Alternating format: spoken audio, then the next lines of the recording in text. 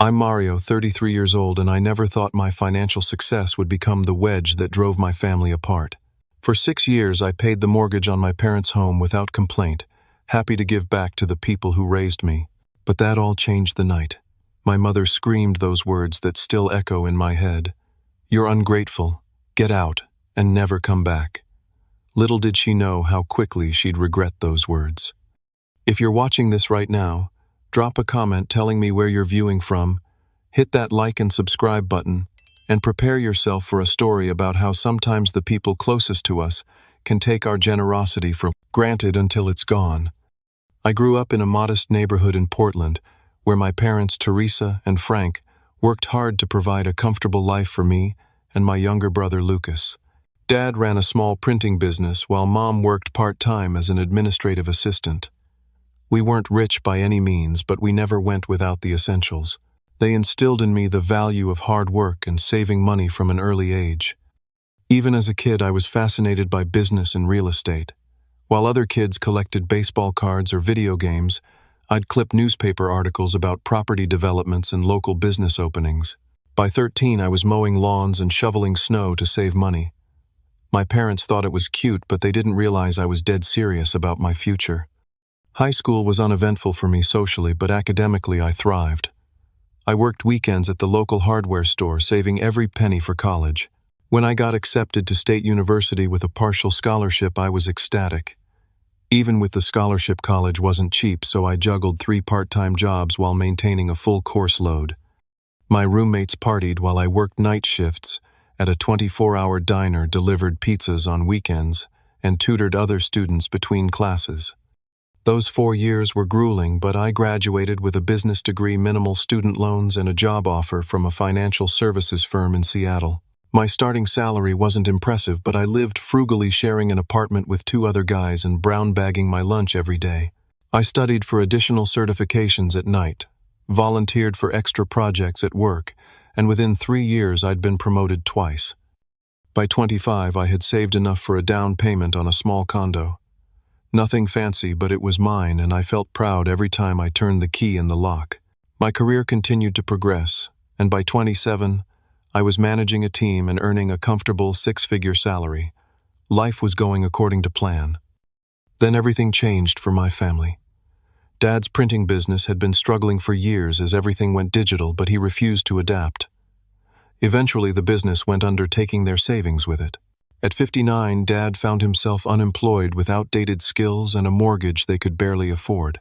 Mom's part-time job wasn't enough to cover their expenses, and they were 3 months behind on payments when they finally called me in tears.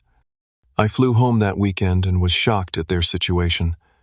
Past due bills covered the kitchen table, and the refrigerator was nearly empty. Without hesitation, I wrote a check to bring their mortgage current and set up automatic payments from my account.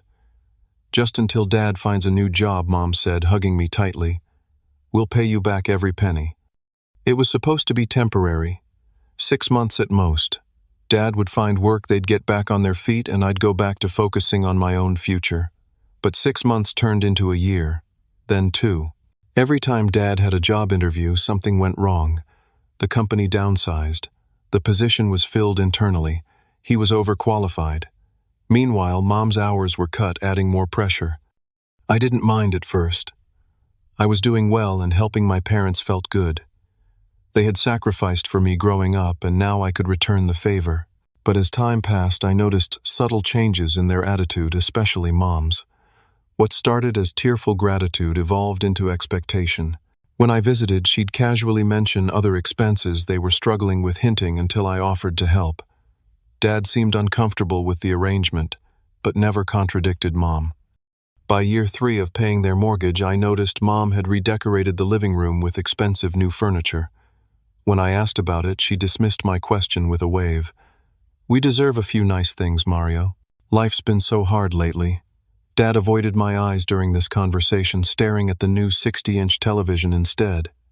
I tried to bring up the subject of their financial plan several times, asking about Dad's job search or suggesting Mom look for full-time work. These conversations always ended with Mom getting emotional, reminding me how they'd sacrificed everything for me growing up. "After all we did for you," she'd say, "this is the least you can do." It was effective at shutting down any discussion about changing our arrangement. By year 5, the mortgage payments had become simply another bill in my monthly budget. I rarely thought about it anymore, even as the amount I'd spent supporting them crept well into 6 figures. They were my parents, after all. What else could I do? But a nagging feeling was growing inside me, a sense that something wasn't right about the situation. I just wasn't ready to admit it yet. Everything started to shift when I met Sophia at a charity event hosted by my company. Smart, compassionate, and refreshingly direct, she worked as a child psychologist and had a way of seeing through facades that both impressed and unnerved me. Our first date turned into a second, then a third, and before I knew it, we were spending every weekend together. After dating for 4 months, I finally took her to meet my parents. The visit started pleasantly enough, with Mom preparing her signature lasagna and Dad showing Sophia his collection of vintage jazz records. But I noticed Mom's tight smile whenever Sophia talked about her career or our relationship. The tension was palpable. On the drive back to Seattle, Sophia was uncharacteristically quiet. When I asked what was wrong, she hesitated before answering. "Mario, has your mom always talked to you that way?" "What way?" I asked, genuinely confused. "Like you owe her something. I counted 6 times she mentioned how much they sacrificed for you, and 4 times she brought up your obligation to family." She turned to look at me, and the way she changed the subject when you mentioned possibly cutting back on your financial support, it was so manipulative. I defended my parents, instinctively explaining their financial difficulties and my desire to help. But Sophia's observations lingered in my mind. Was I being manipulated? I pushed the thought away. They were my parents, not con artists. 2 weeks after that visit, I received a major promotion at work. The new position came with significantly more responsibility and required occasional travel, but the salary increase was substantial. When I called my parents to share the good news, Mom's first question wasn't about my new role or how I felt. "That's wonderful, honey. How much more will you be making?" she asked, not even trying to disguise her interest. "About 30% more," I replied, immediately regretting my honesty. "That's perfect timing. Your father and I have been thinking about some renovations to the house. The bathroom is so outdated, and you know how your father's back bothers him. A walk-in tub would really help." I felt a familiar tightness in my chest. "Mom, this promotion means more work hours and more stress. I was actually thinking about putting the extra money toward my retirement account." The silence on the other end was deafening. When she finally spoke, her voice had that wounded tone I'd grown to dread. "I see. Your retirement is more important than your father's health. I understand." By the time I hung up, I'd somehow agreed to increase my monthly contribution to their expenses. Sophia found me sitting in dark silence on my balcony that evening, a untouched beer warming in my hand. I told her about the conversation, expecting sympathy. Instead, she sat down across from me, her expression serious. "Mario, do you realize what's happening? They're using guilt to control you financially. This isn't what loving parents do." Her words stung because deep down I knew she was right. But admitting it meant confronting a painful truth about the people I loved most. So I changed the subject, and Sophia was wise enough not to push. The situation grew more complicated when my brother Lucas lost his apartment and moved back in with our parents. At 30, he'd never held a steady job, bouncing between part-time gigs and entrepreneurial ventures that never materialized into actual income. Now he was living rent-free in our childhood home, adding to the expenses I was covering. During one of my visits, I discovered Lucas had converted the garage into a music studio with equipment that must have cost thousands. When I questioned this, Mom jumped to his defense. "He needs to express his creativity, Mario. Not everyone can be a corporate robot like you." The comment hurt, but I swallowed my response. Later that night, I overheard Mom and Lucas talking in the kitchen. "Don't worry about Mario," she said. "He makes plenty. He's just stingy sometimes. I know how to handle him." Their laughter felt like a knife to my gut. As my relationship with Sophia deepened, my time became increasingly split between work, her, and obligations to my family. Mom's calls grew more frequent and more demanding. If I missed Sunday dinner because of work, I'd receive guilt-laden texts about my changing priorities. If I brought Sophia along, Mom would make passive-aggressive comments about outsiders not understanding family matters. The breaking point came when I had to cancel a visit due to an emergency at work. A major client was threatening to pull their account, and I needed to fly to Chicago on short notice. Mom was livid. "Your father has been looking forward to seeing you all week. How could you be so selfish?" For the first time, I pushed back. "Mom, this is my career. I can't just drop everything because Dad wants to watch football with me." Your career, she mimicked. "What about your family? We're the ones who always supported you, and this is how you repay us, by abandoning us for some meeting." "I'm not abandoning anyone," I said, trying to keep my voice level. "I'm literally paying your mortgage. How is that abandonment?" "Oh, so now you're throwing that in our face. Real nice, Mario, real nice." She hung up on me. That night, Sophia found me researching exactly how much I'd spent supporting my parents over the years. The number made my stomach drop over $120,000, not including gifts, groceries I bought during visits, or restaurant meals I always paid for. "I think it's time for a serious conversation with them," Sophia said gently. "This isn't sustainable emotionally or financially." I nodded, finally ready to face what I'd been avoiding for years. "You're right. This has to change." Sophia and I had been talking about moving in together for weeks. Her lease was ending soon, and it made sense both emotionally and financially. One evening, as we browsed apartment listings online, she paused and looked at me seriously. "Before we do this, I need to know that we're building our life together, not just adding another financial obligation to your plate," she said. "I love how generous you are, but I'm concerned about your family situation." Her words crystallized something I'd been feeling but couldn't articulate. I was carrying my parents financially at the expense of my own future, and possibly my relationship with Sophia. "I'm going to talk to them this weekend," I decided. Really talk to them, about a plan for them to become financially independent. I spent hours preparing what I would say, even writing key points on index cards like I was getting ready for a business presentation. Sophia helped me practice playing the role of my defensive mother with uncomfortable accuracy. By Sunday morning, when we drove to my parents' house, I felt as ready as I'd ever be. I'd asked Mom to make her pot roast, my dad's favorite meal, hoping the good food would create a positive atmosphere. When we arrived, the house smelled wonderful and Mom greeted us warmly. Too warmly. Her overly enthusiastic hug, and the way she glared at Sophia when I wasn't looking, set my nerves on edge immediately. Lucas was there too, which I hadn't expected. He lounged on the couch, barely acknowledging our arrival beyond a nod in our direction.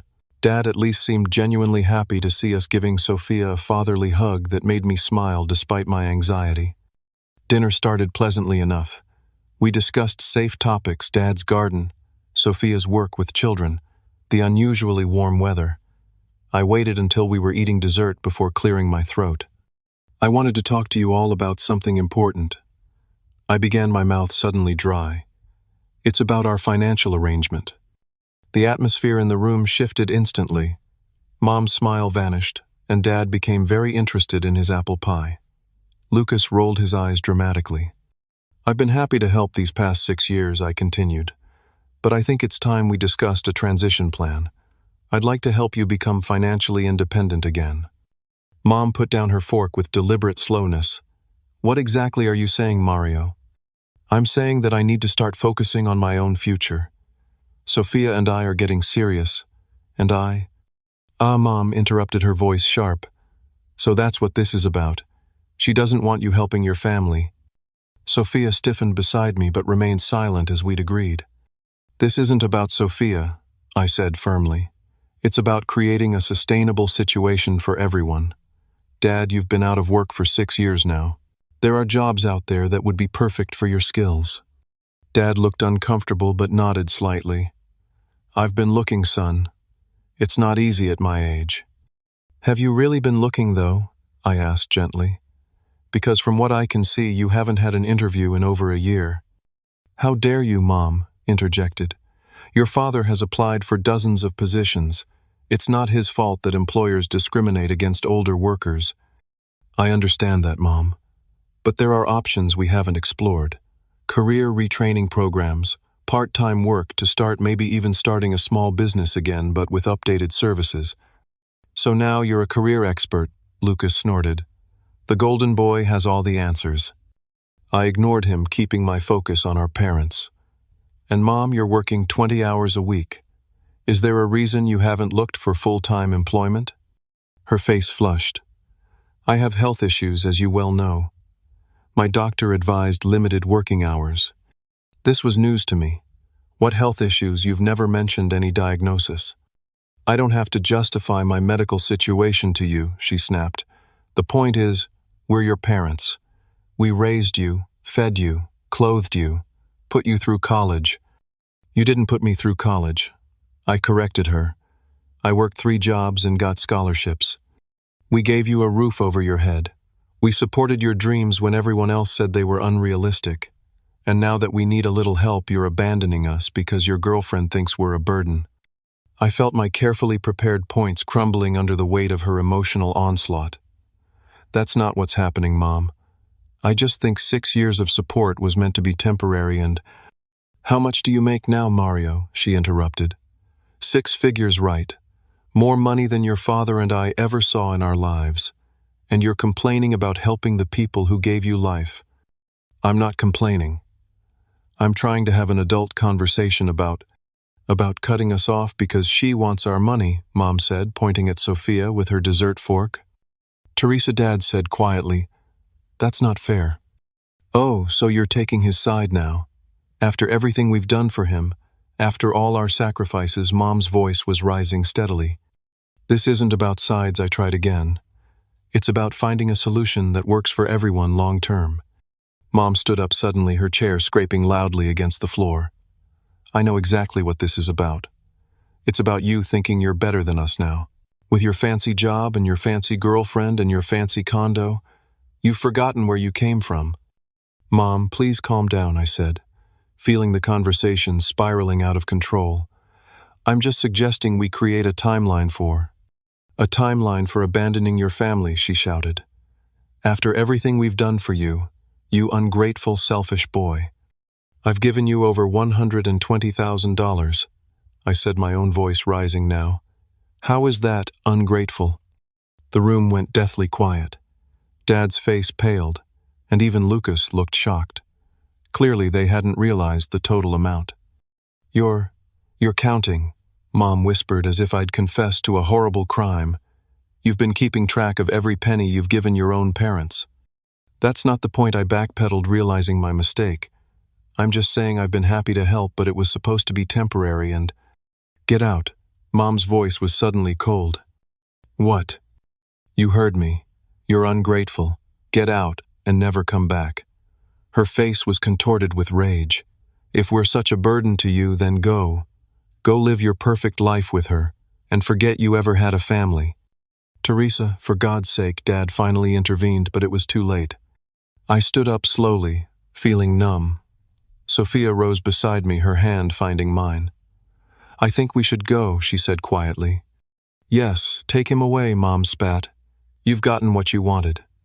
I looked at my father, hoping he would say something, stand up to her, but he just sat there looking torn and miserable.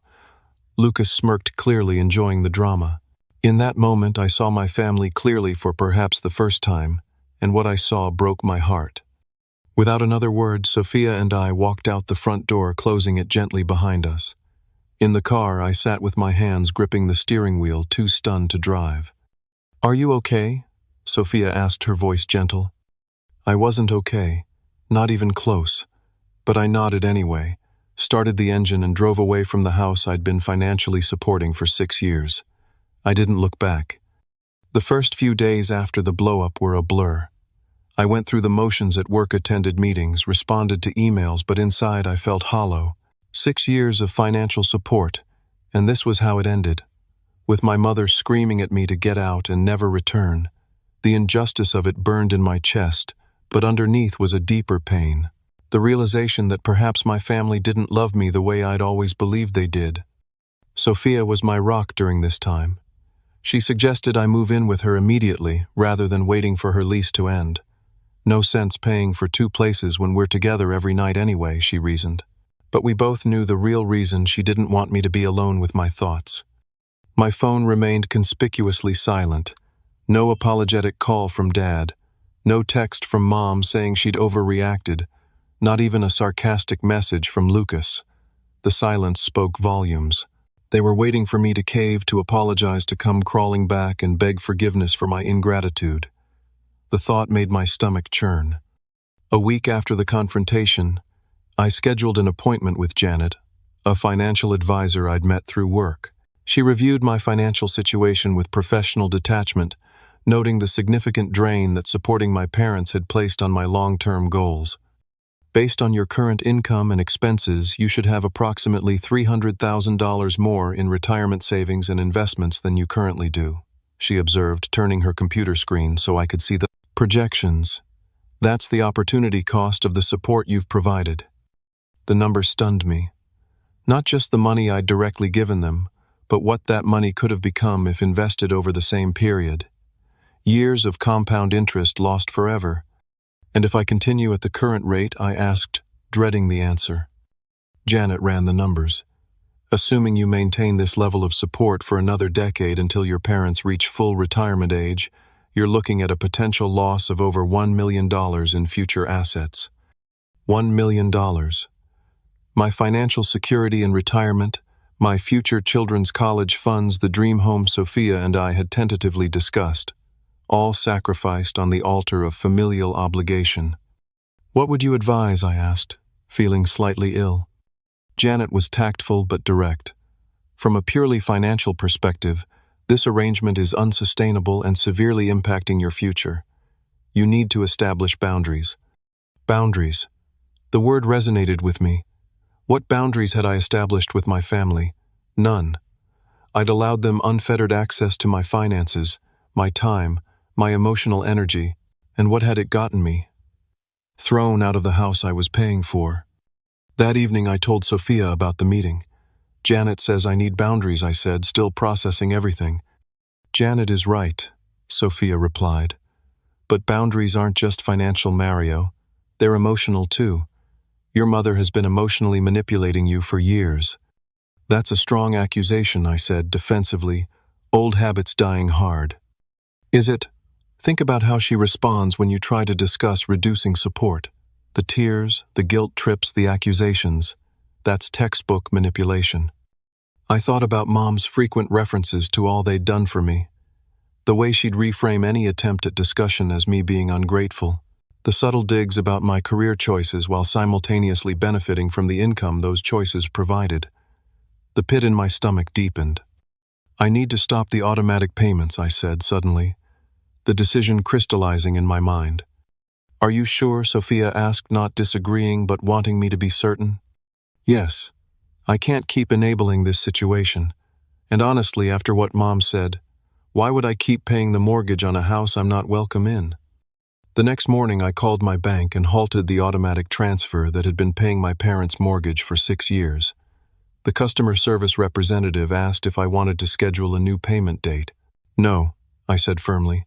I'm discontinuing the payments permanently. The words felt both terrifying and liberating. I waited for the fallout, expecting an immediate call when the payment didn't arrive on the first of the month. But again, silence. Days passed. A week. Still nothing. Part of me was relieved, but another part was puzzled. Had they somehow found the money to make the payment themselves? Had they finally realized the unsustainability of our arrangement? While waiting for the inevitable confrontation, I focused on rebuilding my life. Sophia and I settled into our shared apartment, merging our books and furniture, establishing new routines together. I met with Janet again to create a financial recovery plan, increasing my retirement contributions, and starting a dedicated investment account to recoup some of the lost opportunity costs. I also began seeing Dr. Williams, a therapist Sophia recommended. Our sessions were uncomfortable at first. I wasn't used to discussing my feelings or examining family dynamics, but slowly I began to recognize patterns that had been invisible to me before. What you're describing sounds like financial abuse, Dr. Williams said during one session, his tone matter of fact. Abuse, I repeated the word, feeling too harsh. They're my parents.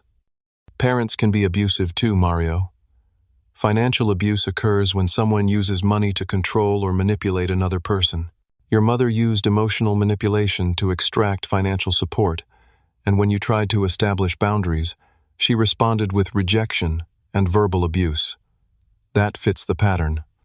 I sat with that uncomfortable truth for several days, turning it over in my mind, examining my family history through this new lens. The signs had been there all along. Mom controlling the family finances even when Dad was the primary earner. Her expensive tastes despite their modest income. The way money was alternately weaponized and held over my head growing up. We can't afford that when it was something I wanted, but somehow there was always money for things she deemed important. 2 weeks after I stopped the mortgage payments, I was starting to hope that perhaps my parents had accepted the new reality. Maybe they were finally taking responsibility for their own finances. Maybe the blow-up had been a blessing in disguise, forcing a necessary change. Then my phone buzzed with a text from Dad. "Why haven't you paid the mortgage? We got a late notice from the bank. Call me as soon as possible." No apology, no acknowledgement of what had transpired. Just the expectation that I would continue financial support despite being told to get out and never come back. I stared at the message for a long time, emotions warring within me. The old Mario would have immediately apologized for the oversight and arranged a payment. The old Mario would have done anything to avoid conflict with his family. But I wasn't that person anymore. After consulting with Sophia and taking a deep breath, I typed a simple response. "Oh, I thought I wasn't welcome." Mom made it pretty clear when she told me to get out and never come back. Then I turned off my phone and went for a long run, knowing that when I turned it back on, my life would never be the same. When I returned from my run and powered on my phone, it nearly vibrated out of my hand with incoming notifications. 6 missed calls from Dad, 8 from Mom, 3 voicemails, 13 text messages. My family had collectively lost their minds. I scrolled through the texts, first watching the progression from confusion to anger to panic to bargaining. "Dad, what are you talking about? Of course you're welcome. Your mother was just upset. Mom, this is childish behavior, Mario. Turn on your phone and call us immediately. Dad, the bank says we're 15 days past due. This will hurt our credit score. Mom, after everything we've done for you, this is how you repay us, by trying to make us homeless. Lucas, way to go, bro." Mom's having a complete meltdown. "Hope you're happy. Dad, please, son. We need to talk about this. We can work something out. Mom, if you don't call us back, right now, don't bother calling ever again." The last one made me laugh out loud despite everything. Wasn't that precisely what she'd told me 2 weeks ago? To get out and never come back? The cognitive dissonance was staggering. The voicemails were worse. Mom alternated between sobbing and screaming, accusing me of abandonment, ingratitude, and being completely under that woman's control. Dad sounded defeated, pleading rather than demanding, which was somehow harder to hear. Lucas predictably just called to tell me I was ruining everyone's lives and should man up and take care of the family. Sophia found me sitting on our balcony, phone in hand, staring at nothing. "That bad?" she asked, sitting beside me. "Worse," I admitted. "They're acting like I'm the villain in this story, like I've ambushed them with this decision." "That's not surprising," she said. "You've disrupted the status quo.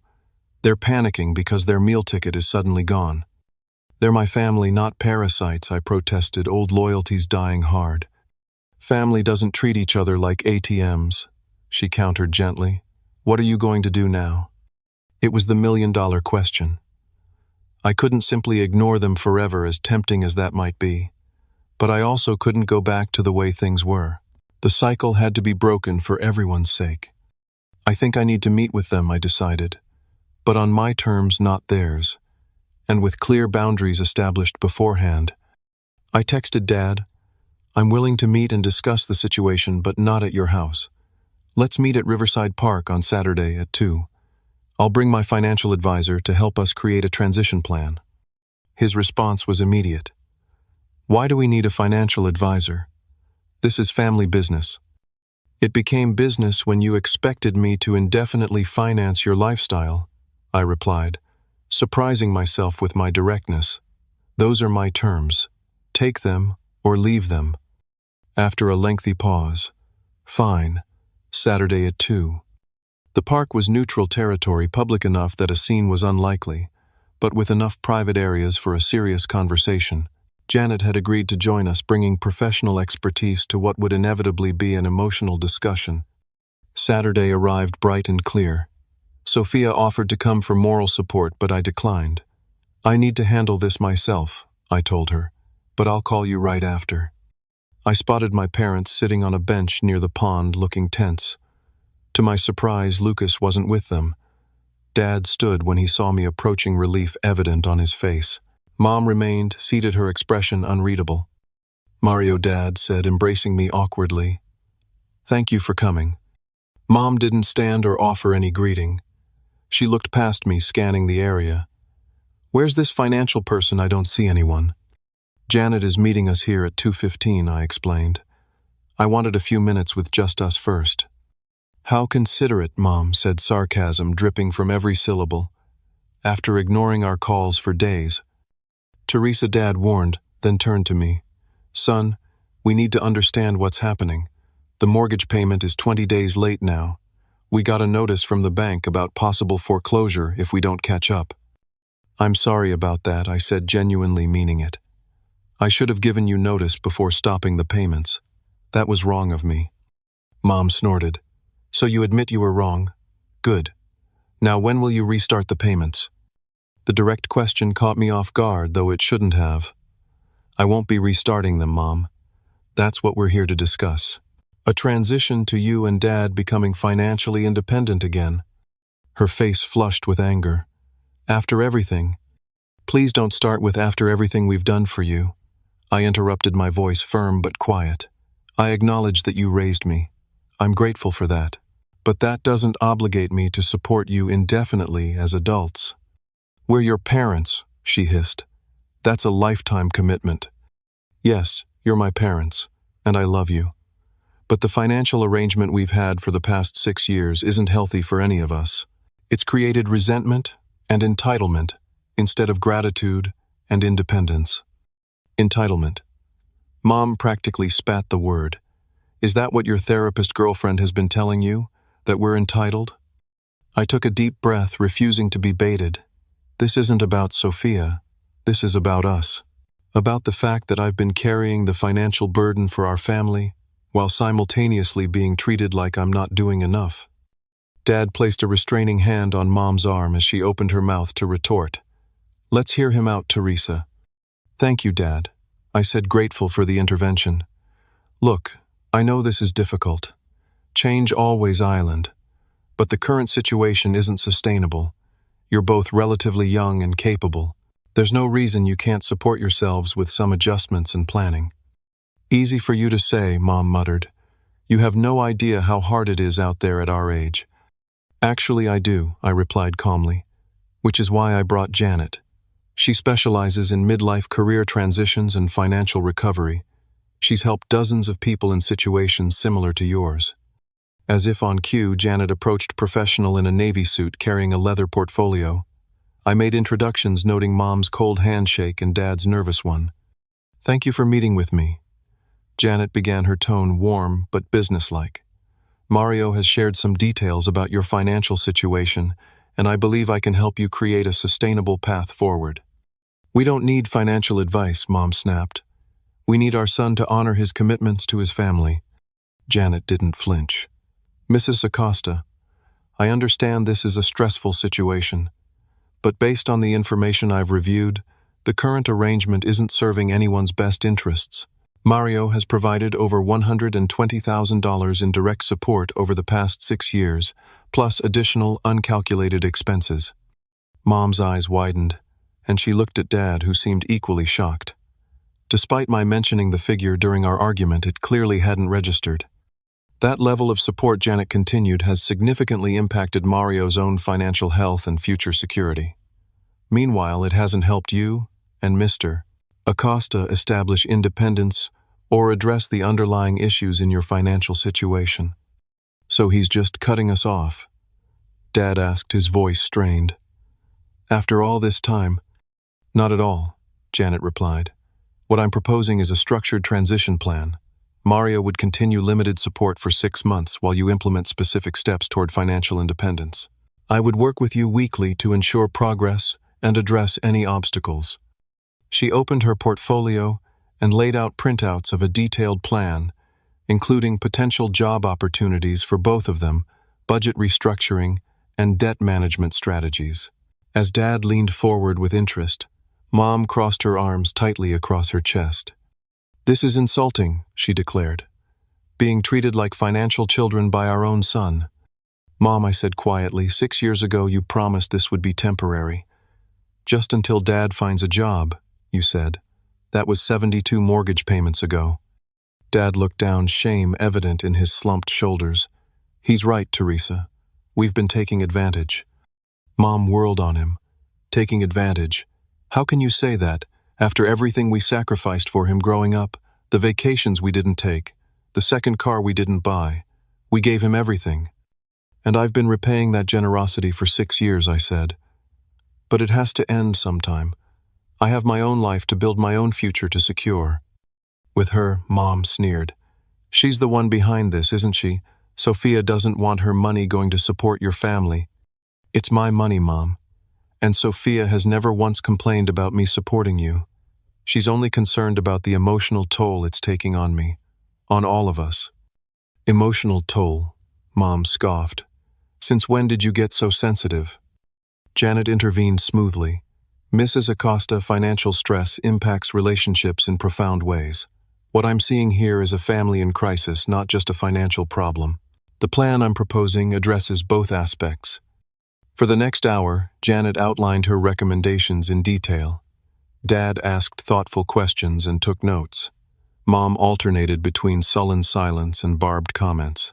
It was exhausting but necessary. Finally, Janet closed her portfolio.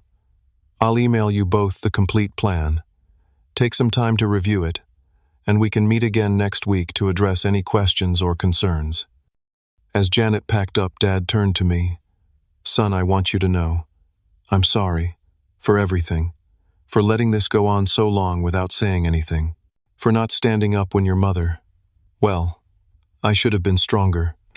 His apology, unexpected and genuine, caught me off guard. "Thank you, Dad. That means a lot." Mom stood abruptly.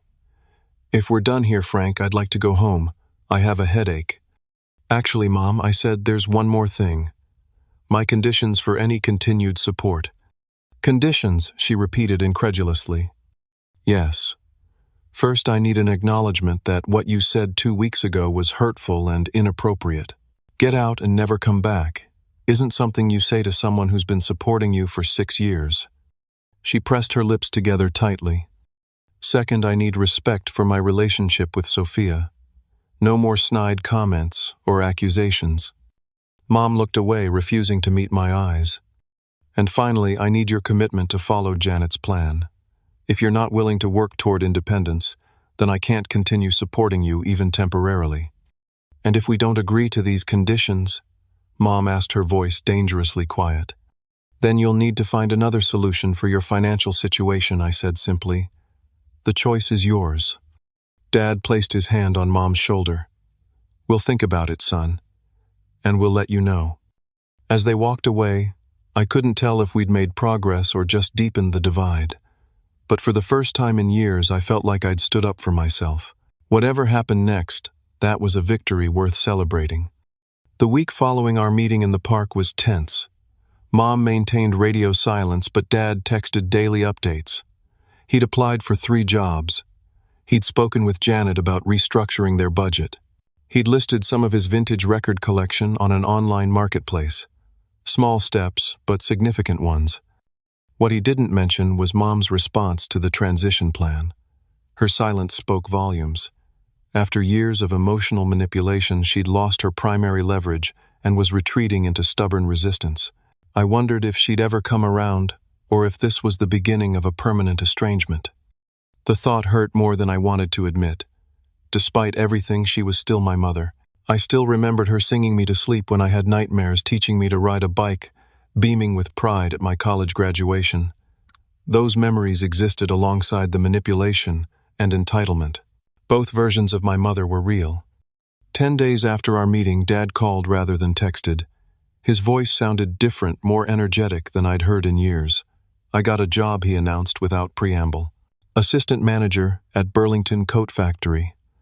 It's not printing, but it's retail management, which I have experience with.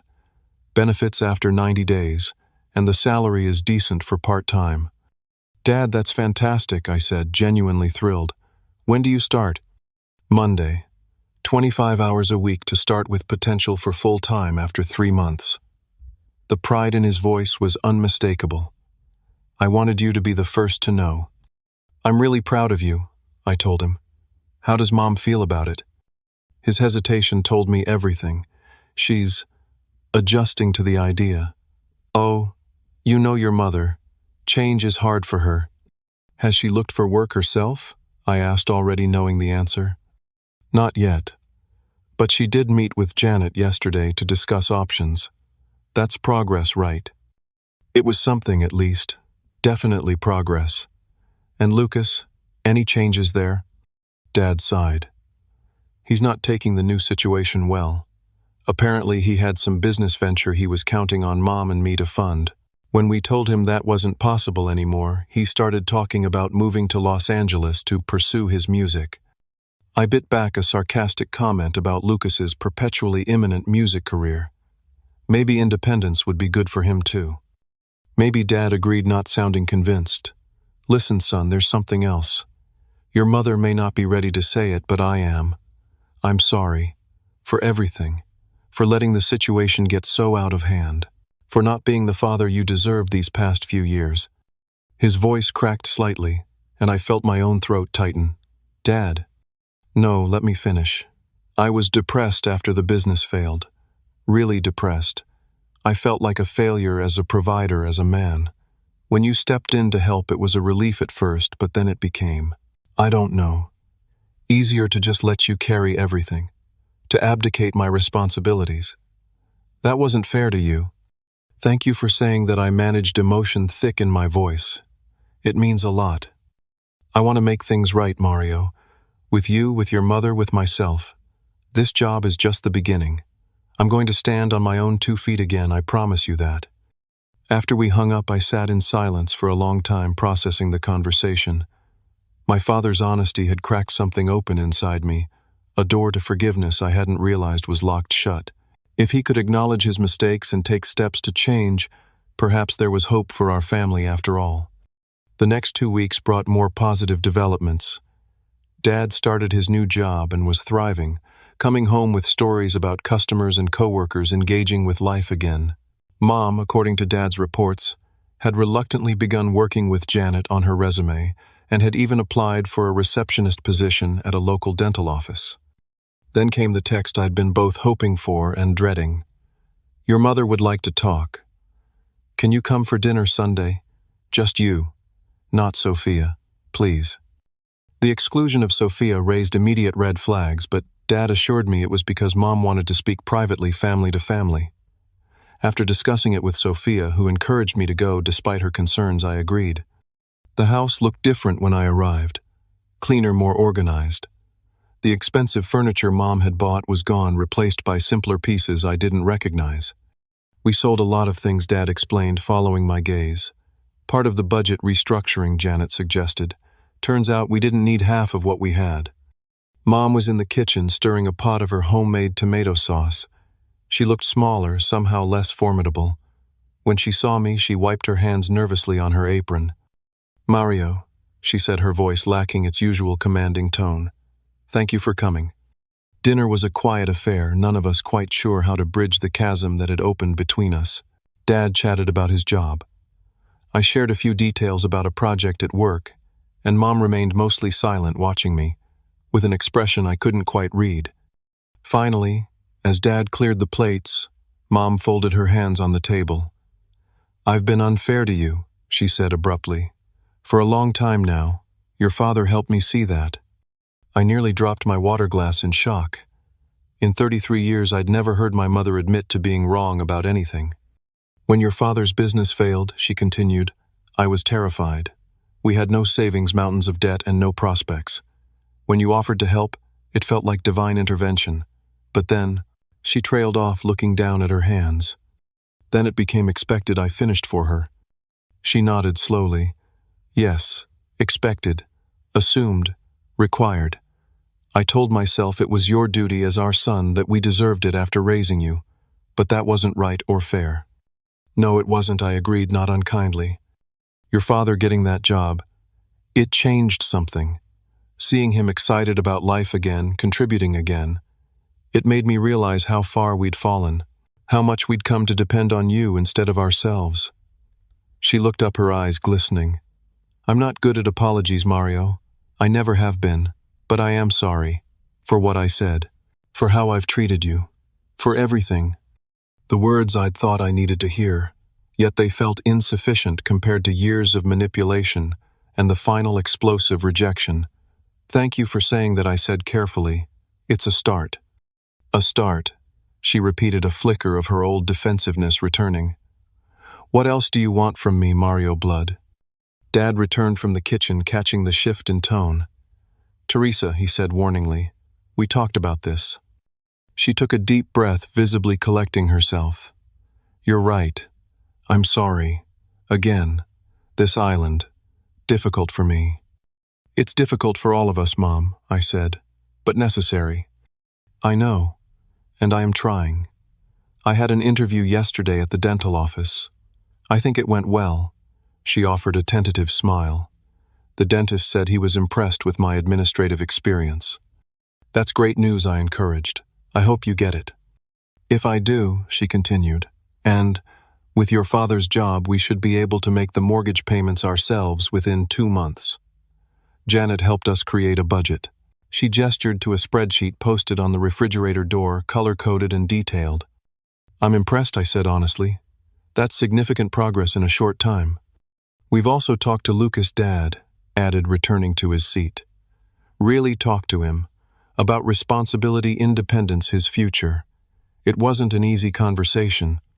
I imagine not, I said, remembering my brother's entitled attitude. He's moving out next week, Mom said, surprising me again. To share an apartment with 2 friends. They've all committed to finding steady jobs within 30 days or they lose their rooms. The changes were more substantial than I'd dared to hope for.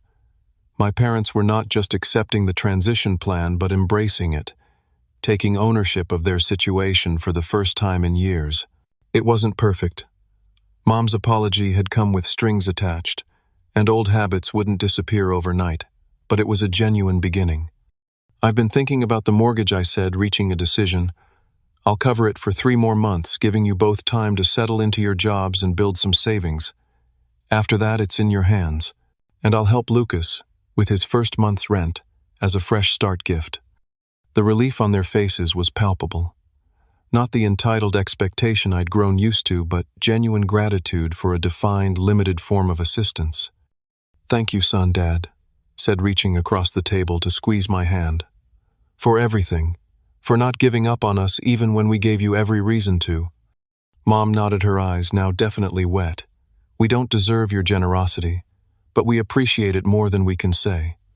As I drove home that night, I felt a weight lifting. Not completely gone, there would be setbacks, old patterns reasserting themselves, moments of doubt and frustration on all sides. But a family that had been slowly poisoned by financial dependence and emotional manipulation was taking its first steps toward healing. Sophia was waiting up for me, curled on the couch with a book that she set aside when I entered. How did it go? She asked, studying my face. I sat beside her, taking her hand in mine. Better than I expected, much better. They're actually changing Sophia, taking responsibility, making plans. That's wonderful, she said, genuine happiness in her voice. I'm so proud of you for standing your ground. I know how hard that was. I couldn't have done it without you, I told her honestly. Your support, your perspective. You helped me see what I couldn't see on my own. She leaned her head against my shoulder. That's what partners do. They help each other grow even when it's uncomfortable. Partners. The word felt right. As I held Sophia close, I realized that for the first time in years I was looking forward to the future with hope rather than dread. A future where I could have a relationship with my family built on mutual respect rather than financial obligation. A future where Sophia and I could build our lives together without the shadow of my family's expectations hanging over us. It wouldn't be perfect, nothing worth having ever island, but it would be honest and real and ours, and that was enough. 6 months passed in a blur of positive changes. Dad was promoted to full-time status at Burlington with a modest raise and full benefits. Mom not only got the receptionist position but excelled at it, her natural organizational skills and commanding presence, making her an asset to the dental practice. They'd made every mortgage payment themselves for 3 months, running a fact, Dad proudly reported during our now regular Sunday phone calls. Lucas, surprisingly, had maintained his apartment share and found steady work as a sound technician at a local recording studio. The job wasn't glamorous, but it connected him to the music industry he loved while providing stable income. He'd even apologized to me awkwardly but sincerely for his attitude over the years. I was a mooch, he admitted during a rare phone call. You were an easy target because you never said no. My relationship with Sophia deepened through this period of family reconstruction.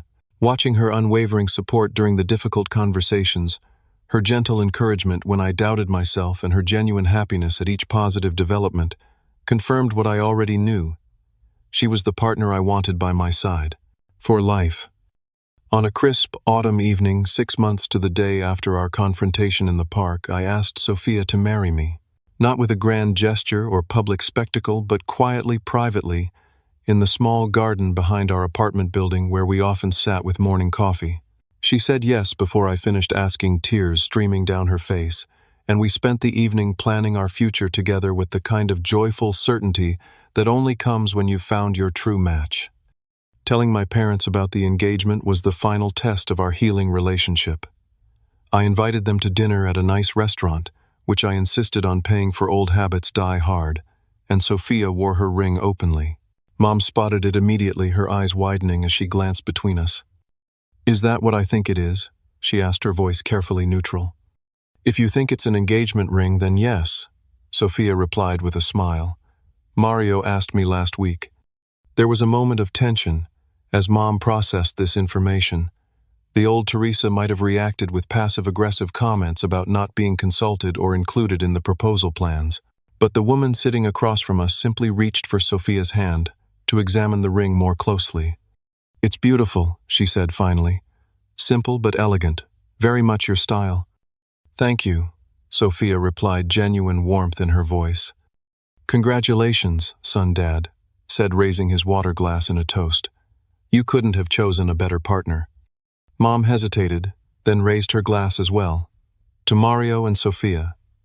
May your life together be blessed with joy and understanding. It wasn't effusive enthusiasm, but it was sincere acceptance. From my mother that represented enormous growth. After dinner, as we walked to our cars, Mom pulled me aside. I wasn't always supportive of your relationship, she said quietly. I was jealous of her influence on you, threatened by the changes she inspired. That was wrong of me. Sophia is good for you. She helps you be your best self, which is what real love should do.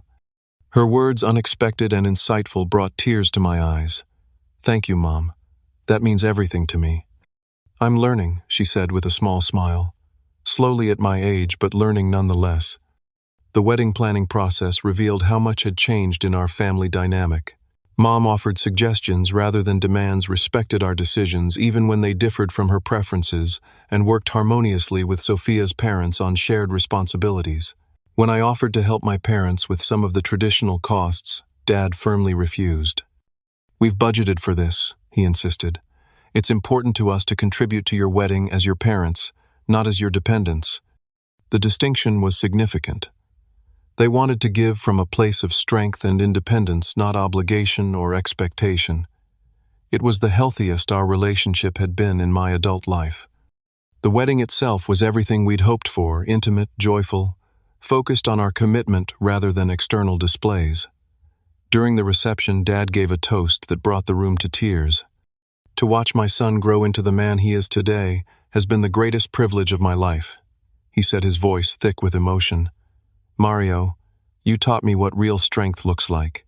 Not the false pride that keeps a man from admitting his failures, but the true courage to stand firm in your values, even when it's difficult. The lesson came later in life than it should have, but I'm eternally grateful for it.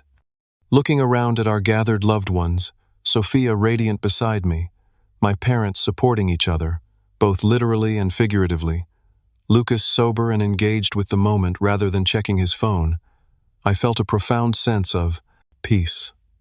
The journey had been painful, the confrontations uncomfortable, but the outcome was worth every difficult moment.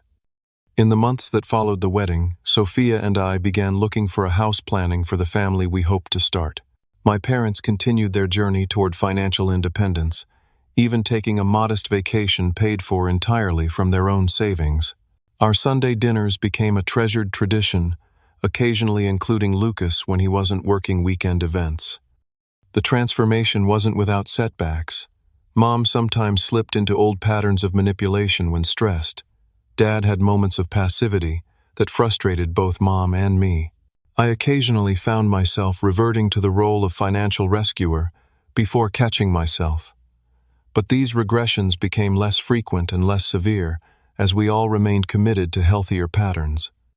A year after that fateful dinner where Mom had told me to get out and never come back, we gathered at my parents' home to celebrate their 35th wedding anniversary. As we shared memories and laughter, I reflected on the journey we'd taken together and the lessons I'd learned along the way. First and foremost was the understanding that genuine love requires healthy boundaries. Without limits, generosity becomes exploitation, gratitude becomes entitlement, and relationships become transactional rather than nurturing. Setting boundaries wasn't selfish or cruel, it was necessary for authentic connection. I'd also learned the painful truth that family patterns don't change without discomfort. The status quo, however, dysfunctional, has a powerful gravity. Breaking free requires courage, persistence, and the willingness to endure temporary pain for long-term health. Had I not stood firm in that park meeting, had I caved to guilt and obligation as I had so many times before, nothing would have changed.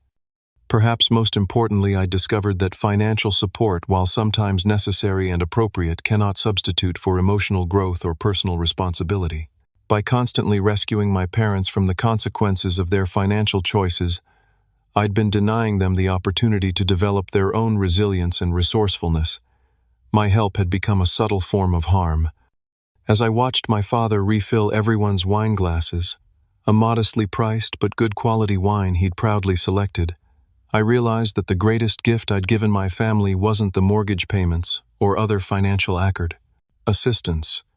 It was the gift of consequences, of accountability, of the chance to reclaim their dignity by standing on their own feet again. A toast, I said, raising my glass, to second chances and new beginnings, to the courage to change even when change is terrifying, and to family not as an obligation but as a choice we make every day to love each other with honesty and respect. To family, everyone echoed, glasses clinking in the warm evening light. Later, as Sophia and I drove home, she placed her hand gently on my knee. "You know what I'm most proud of?" she asked. "How you managed to set boundaries without burning bridges. That's rare, Mario. Most people either stay trapped in toxic patterns or cut ties completely. You found a middle path." Her observation crystallized something I'd been feeling but couldn't articulate. The journey hadn't been about escaping my family or changing them to suit my preferences. It had been about creating a relationship where all of us could be our authentic selves, with honesty, mutual respect, and appropriate expectations. As we pulled into our driveway, Sophia's phone buzzed with a text. She smiled as she read it. "Your mom wants to know if we're free for lunch tomorrow. Just the two of us. She wants my opinion on redecorating their living room." I laughed, amazed at how far we'd come. Tell her yes, and tell her I love her. Some might look at our family story and see only conflict and pain. But I see something different. The painful but necessary growth that transformed a family drowning in unhealthy patterns into individuals who choose each other freely without obligation or resentment. It wasn't easy, and it's still a work in progress, but the authentic connection we share now is worth every difficult moment along the way. If you're struggling with similar family dynamics, Remember that setting boundaries isn't about rejection. It's about creating the conditions where genuine love can flourish. Sometimes the most loving thing you can do for someone is to stop enabling behaviors that keep them trapped in dependency. Real love empowers, it doesn't diminish. Have you ever had to set difficult boundaries with family members? How did it change your relationship? Share your experiences in the comments below. And if this story resonated with you, please like, subscribe, and share it with someone who might need to hear it. Remember, you're not alone in these struggles, and with courage and persistence, healing is possible for every family. Thank you for listening to my story, and I wish you strength and wisdom in your own journey toward healthier relationships.